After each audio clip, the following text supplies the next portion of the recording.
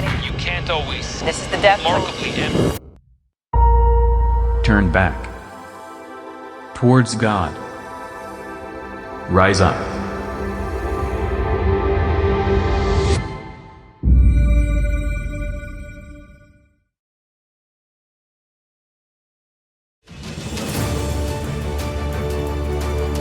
Your principal word as a priest is yes.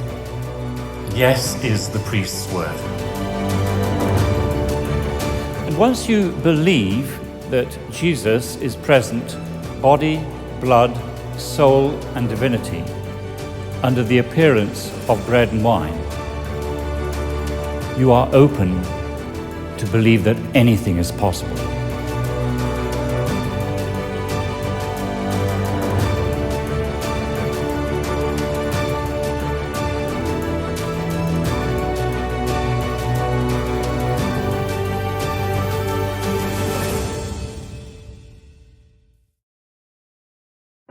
I was only 9 years old when I went to boarding school.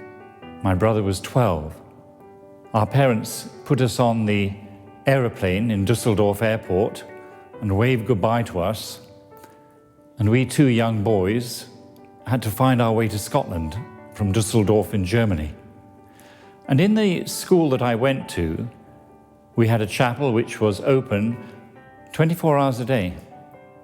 And we were encouraged during playtime to go into the chapel to pray. I used to say the Stations of the Cross, and I remember the prayer we learned off by heart. I love you, Lord, my love above all things. I repent with my whole heart for ever having offended you. Grant me to do whatever you wish. One day I was doing my homework with all the other boys in the classroom, and I looked out of the window and the chapel was on fire. The roof was in flames. And we were all terribly excited and we all wanted to run out of the classroom. It was about 6:30 in the evening and get as close to the burning church as we could. And the firemen had a terrible time trying to keep us young boys back. But one person broke through the barrier and ran into the church.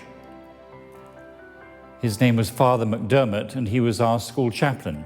And a short while later, he came out carrying the Blessed Sacrament, and immediately afterwards, the entire roof of the church collapsed. It took about 18 months for the church to be rebuilt. And the next day, I went to see Father McDermott. I was only a little boy of about 10 years of age, and I said to him, "Why did you do that?" And I was with my best friend, whose name was Michael Swift. I said, "Why did you do it? Run into a burning building to bring out the Blessed Sacrament?" And he said to me, "Gregory, if Michael was inside the building, would you have run in to fetch him out?" And I said, "Yes, of course I would." And he said, "Well, my best friend was inside that building, and I ran in to fetch him out." We were about 700 lads in that college, and not one of us didn't develop a firm faith in Jesus, in the Blessed Sacrament. Throughout my whole life, because of my belief in the presence of Jesus in the Eucharist, I am able to believe that with God, anything is possible. Hi everyone, welcome to Vocare. I am Rebecca Bradley for Shalom World TV. Today we are here to meet Canon Gregory Grant, who is the parish priest of St Patrick's in Redfield, Bristol. Let's go meet him.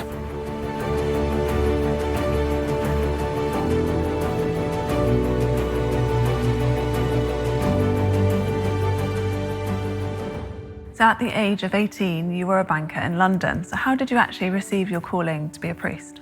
Yes, I didn't go to university straight from school after doing A-levels. I went to London. The particular bank I joined was called the Chartered Bank, which later merged with the Standard Bank to become the Standard Chartered Bank. The bank had a couple of offices, one in Manchester, one in Liverpool, and I went to the one in Liverpool for 6 months. Just about 300 or 400 yards from the bank, there was a church run by a priest called Tony Hitchin, Father Tony Hitchin. who later became Bishop Hitchin, the auxiliary Bishop of Liverpool. And he used to put on 2 masses every lunch hour, one at 1 o'clock and one at 20 past 1. Wow, that's quick. And they were very quick masses, but it meant you could nip out to mass during your lunch hour. Yeah. And in those days, we used to get 2 and 6pence luncheon voucher, and I used to go to the Chinese restaurant, and they served you as quick as you liked. You were out within 15 minutes. So you had nothing to do for 45 minutes. So I went to mass every day in my lunch hour. Yeah. And one day, Tony Hitchin came down after Mass and said, I want you to come and have lunch with me this Sunday. So I went to the presbytery and had lunch, and then I became a frequent visitor to the presbytery. And then after a couple of months, he said to me, I want you to become a priest. And he said, I'd like you to give me a good reason why you shouldn't become a priest. What did you say? I said, well, I need to think about it. He said, well, whilst you're thinking about it, I'm going to arrange for you to see a vocations director.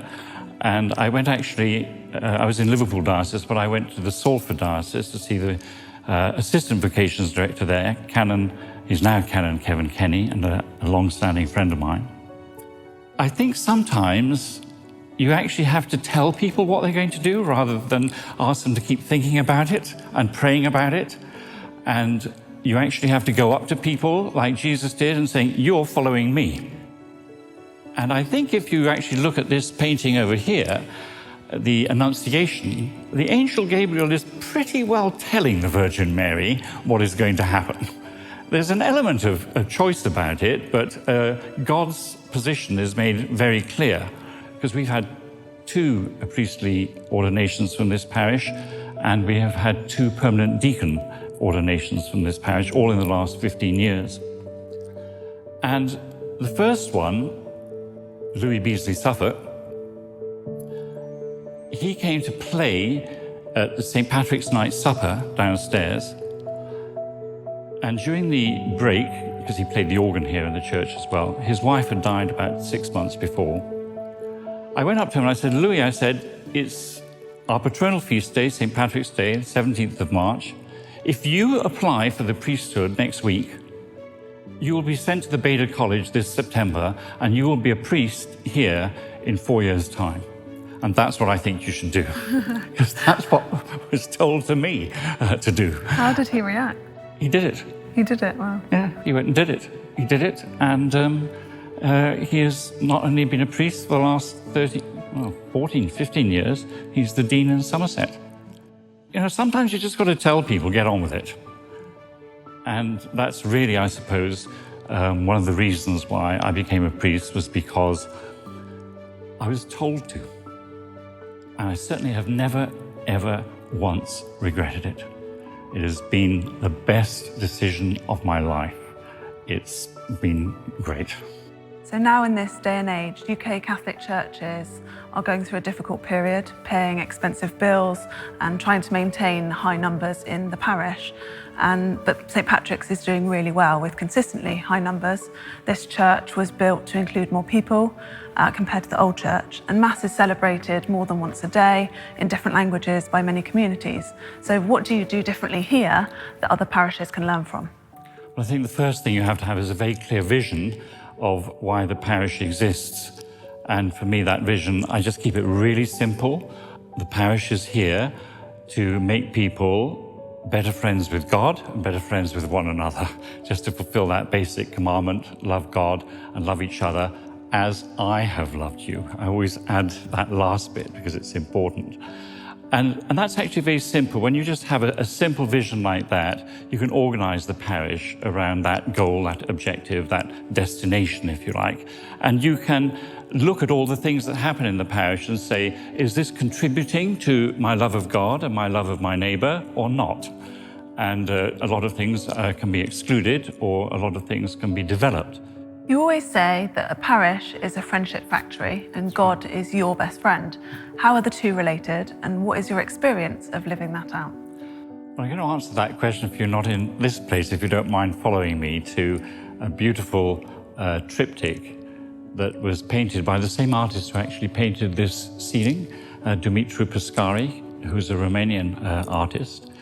And I asked him to paint the triptych because it actually expresses everything that I think a parish should be. Okay. And so I'm gonna take you there and show you what I mean. Okay.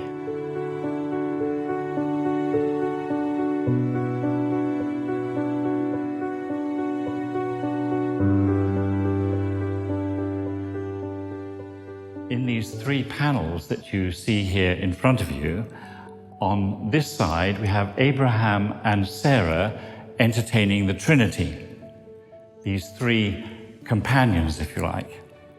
And here we have Jesus hosting the Last Supper, entertaining his 12 apostles, his companions.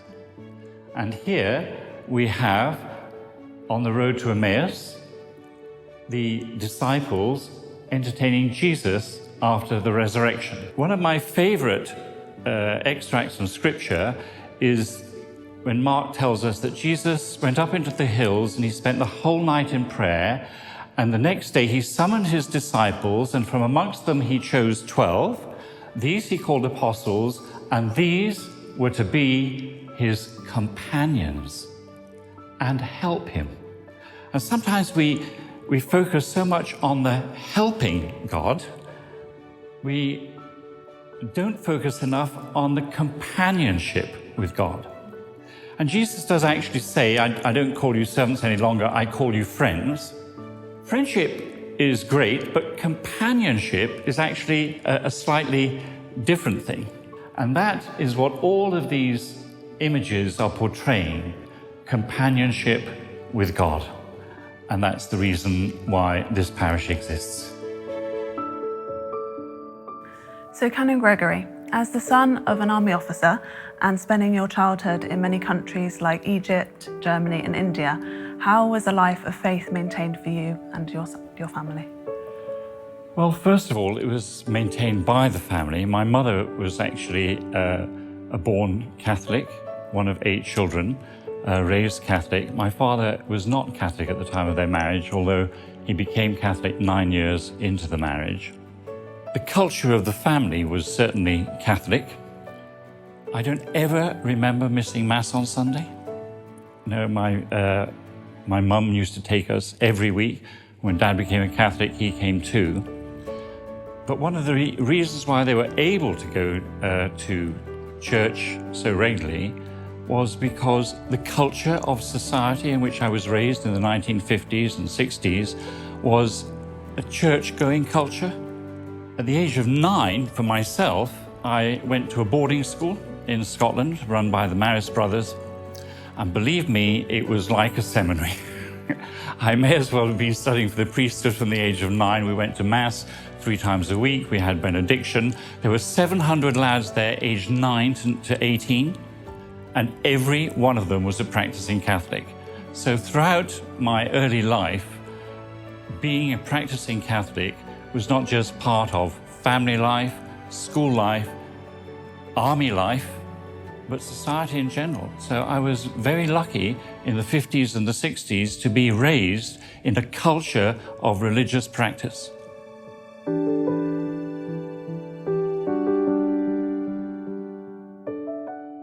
So under your guidance, group activities of parishioners like the Come and See group and the charity shop, which has been going for over 30 years, are running successfully. So what is their role in keeping the community together in faith? I felt that the Come and See group, which has only recently formed 3.5 years ago, it's a vocations group for teenage lads, some of whom now are actually in their late teens or early 20s, something to give it a go. And the important thing about the groups, there are 40 groups in this parish.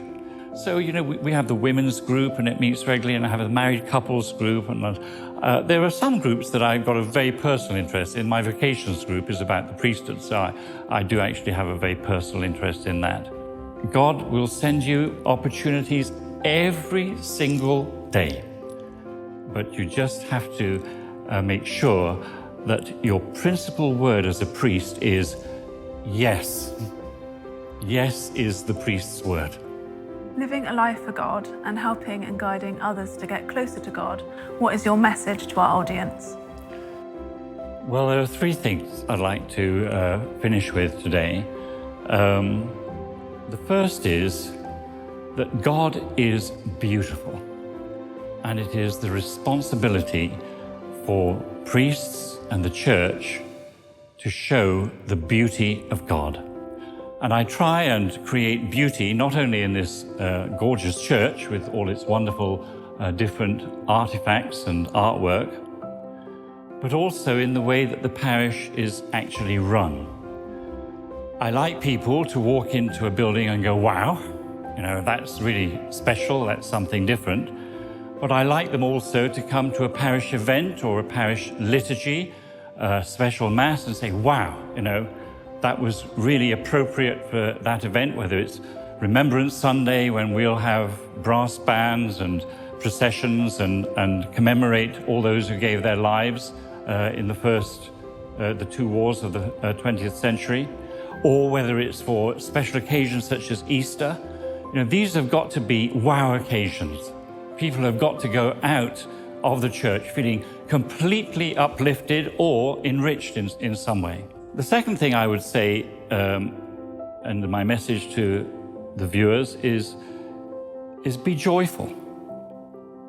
It is a beautiful world. The privilege of being a Roman Catholic in today's world, you really are attached to the rock. It's attached to something solid, the rock of Peter. We are so privileged, I feel, of all the gifts that my parents gave me. The gift of faith in the Catholic Church is something almost itself beyond belief. So be joyful about your faith and be joyful about your life, because not only is it good, it's going places. There is a bright future as well, which is something that we should all be looking forward to. The sanctuary wall, where you can see Jesus, the risen Jesus, with the angels on Jacob's ladder, ascending and descending above the Son of Man, going up to the golden screen which represents the gates of heaven, and the Latin words spectate premium, which are my motto: keep your eyes on the prize. That is actually from St. Paul's writings. Keep your eyes on the prize. The prize is to get through those gates in heaven. And the third thing, and the last thing I'm going to suggest to the viewers, is something which my mother taught me and which I have lived by and found it very easy to live by, I have to say, ever since I was a small boy. She said to me, the meanest people on earth are people who are mean to themselves. They are never generous to others if they are mean to themselves. She said, you make sure you love yourself, and then you will be able to love others. She was actually saying the words of Jesus, love one another, and also he turns around and says, love God and love your neighbor as yourself. And my mother was a woman of great extravagance, and she taught me to be extravagant. Now, extravagant is not waste. Those are two different things. Extravagance is creating a cosmos like the one that God has created. Extravagance is giving opportunities and all sorts of gifts and graces, which are just amazing. It's feeding 5,000 people. It's giving to St. Peter, a fisherman, the keys of the kingdom of heaven. Now, that is an extravagant gift. You can have the keys of the kingdom of heaven. Whatever you do, God's going to honor it. And the ultimate extravagant gift that I can give myself, which helps me to move on daily with my life, is to forgive myself. People who can forgive themselves are extravagant givers, because they are giving that gift to themselves, and that allows them to give it to other people. So my advice to everybody is always enjoy a bit of extravagance in your life, but especially be kind to yourself. And once you have learned that and learned how to forgive yourself, you'll be a great Christian. Thank you for your wise words, and thank you for sharing your vocation story with us.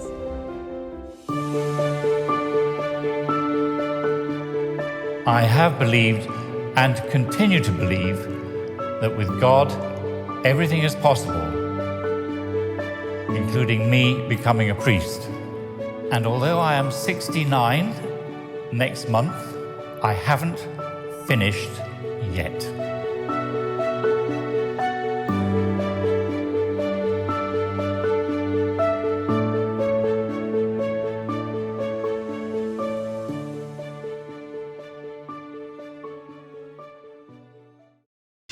A lot of talk in our church today about the new evangelisation, and we might ask, well, what's new about the new evangelisation? One thing that's new is that we're trying to renew the faith in people who should already be Catholic, should already be Christian. Individuals, families, communities, whole cultures that need to rediscover the gospel.